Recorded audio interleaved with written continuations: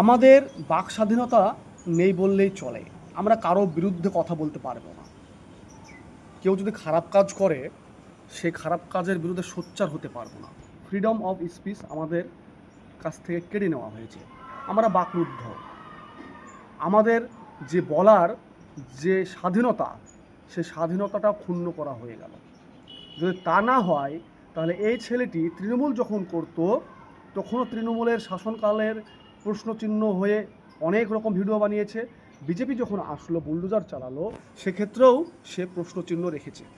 সে প্রতিবাদী ভাষা ব্যবহার করেছে। তার মাঝখানে যদি অনেকে বলবে, তার মাঝে একটা হয়তো ভুল আমিও ব্যক্তিগত বলতে পারি, সেটা হচ্ছে মাননীয় মুখ্যমন্ত্রীর নাম বারবার করা। এটা কখনো শোভা পায় না।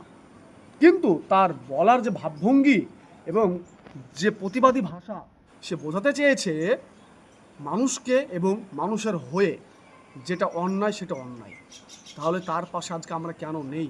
অবশ্যই আমি বারবার বলছি, তার যে অন্যায়, সে অন্যায় শুভেন্দু অধিকারের নামটা বারবার নেওয়া, কিন্তু তার প্রতিবাদী ভাষার ক্ষেত্রে যে গর্জন, যেটা আপনার আমার হয়ে কথা বলেছে, যে তৃণমূলকে ভয় করেনি, যে বিজেপিকে ভয় করেনি, যে তার ফ্রিডম অফ স্পিচটাকে সামনে রেখে বক্তব্য দিয়ে গেছে ছন্দে ছন্দে, সেই ছেলেটির হয়ে আমরা কেন আজকে আওয়াজ তুলছি না?